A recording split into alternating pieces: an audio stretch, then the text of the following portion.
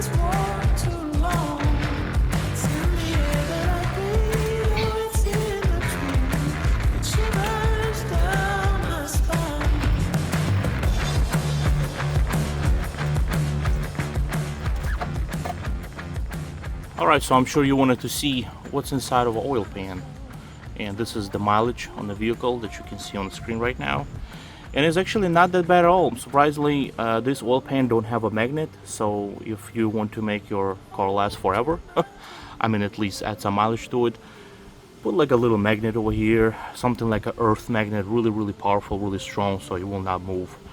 Not quite sure where you would place it, just make sure it's not somewhere in the front of the oil pickup tube.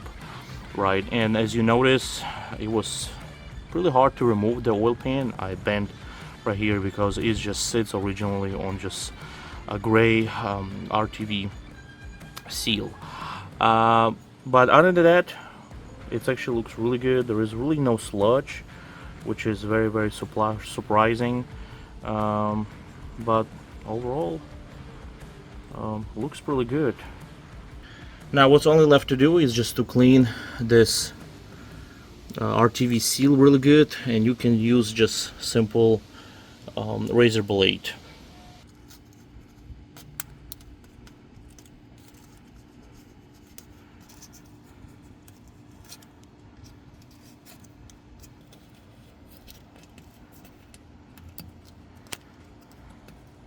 Okay, as you see, it's now all clean. Now obviously if you're using RTV and decided to choose RTV sealant instead of just a gasket, it needs to be super clean. You have to use some brake part cleaner, but other than that, it's just fine. Make sure there is no oil residue on it, and it's just dry as bone. Now before installing your oil drain pan, I highly recommend you to check your drain plug, because we know these are cheap parts. So just simply inspect your drain plug and see if you can actually remove it, and thread looks nice.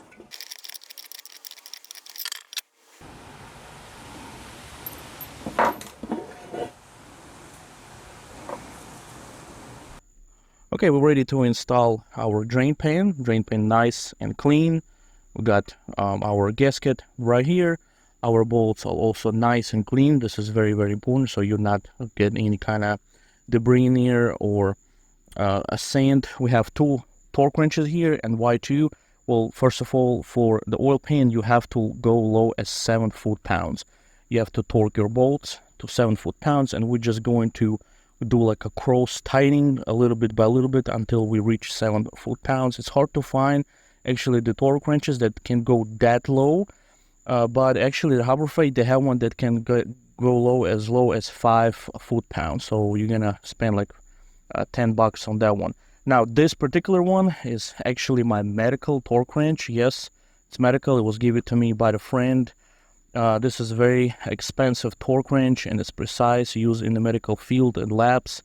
And it was gifted to me. So this one currently set at 7 foot-pound, and the second torque wrench I'm going to be using to torque drain plug bolt, because remember I just hand tied that earlier, and we need to put a proper torque wrench on that particular bolt, which is 27 foot-pound. You can install your gasket separately or together simultaneously with a pan. I'm just gonna do it like this so you can actually see a better visual on it, and just slide my pan right over it. Go ahead, put some screws to hold it. Make sure you do not jam that gasket. It's very important. And why not to use RTV? Okay, so there will work just fine, the gasket and RTV. The thing with RTV, you have to wait like 2-3 hours before you can start the car. So if you're at the shop and you go to your local shop, for example, to do this job, most of the time they're not going to use RTV. They're just going to install the gasket because they want you in and out as fast as possible. They don't have time for your vehicle to sit there at the shop and sit there for 2-3 hours while they can be working on another vehicle making money. So for that reason, a lot of shops just use gaskets because it's faster, it's simple, it costs less, you don't have to wait anything. Because with RTV, you have to be very persistent with applying the sealant, and sometimes people's hands are not that quite straight, I would say. So for that reason, they just use gaskets. It's quicker, it's faster, fill up with the oil, and send your customer away. I don't want to mess with the RTV. As you see, it's much easier just to simply install this gasket and call it a day, and make sure you will have a proper thickness all the way around and you're not going to miss anywhere when you're using actually RTB. Okay, we're just gonna tighten these ball cross. It really does not matter in which position. Just make sure you do not tie them like this all the way around. You have to like do like a cross, tighten here and there a little bit by a little bit.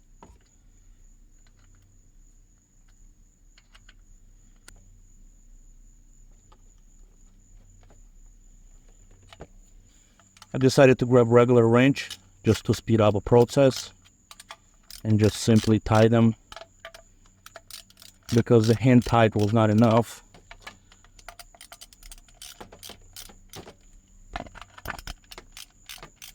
And then after that, we're going to torque them to 7 foot-pound.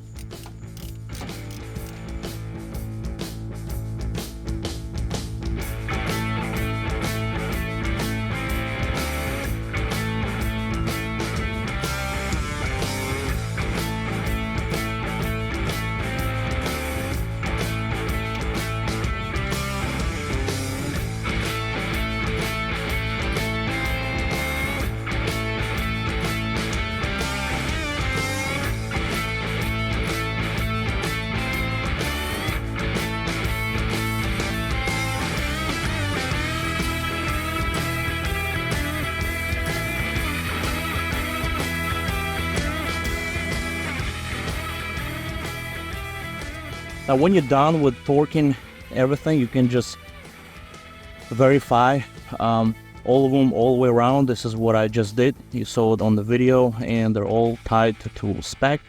And now what's left just to tighten this to 27 foot-pound, which is a 14 millimeter drain plug. Just make sure we're at the specs.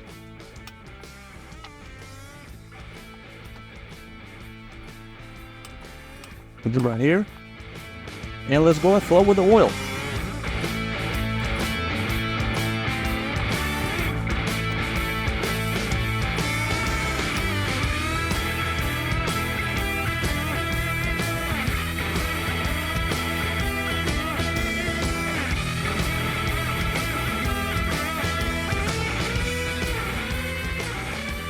Go ahead, start your vehicle. But there's a thing, this is a hybrid, so it's not going to crank right away, but we do need to check for any type of leaks under oil pan. So for you to actually crank the car, crank the engine, just simply press on your gas pedal all the way down, and you can hear it how the engine just started. There we go. Just hold it about halfway, just a little bit, so that oil will, you know, kind of like recirculate in the engine, and we're going to check for leaks. Now you can also go ahead and reset your oil. To reset your oil, you just simply use the steering wheel and go and move it to settings. Click on the setting, vehicle maintenance, go down to oil maintenance, and click and choose the reset option to yes. And here we go. Now the oil is reset, and we do not need this sticker anymore. Let's go and check for some leaks. Okay, I ran vehicle for about 10 minutes.